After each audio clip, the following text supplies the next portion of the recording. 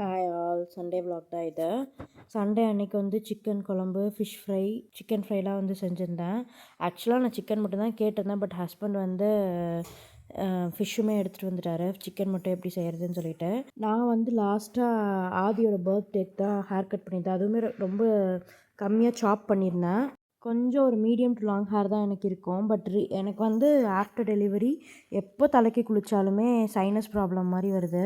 முடியுமே கொஞ்சம் ஃப்ரிஸியாக இருக்கும்.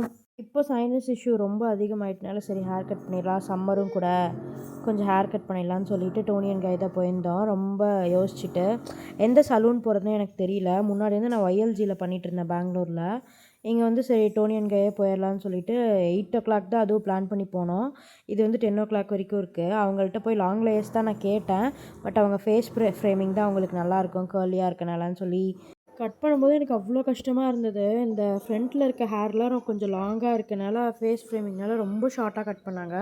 அவுட்புட் சூப்பராக இருந்தது. அங்கே வந்து ஃபைனல் அவுட்புட் ஃபோட்டோ எடுக்க முடியல. நெக்ஸ்ட் டே எடுத்த ஃபோட்டோவை அதனால் அட்டாச் பண்ணியிருக்கேன். பாய்.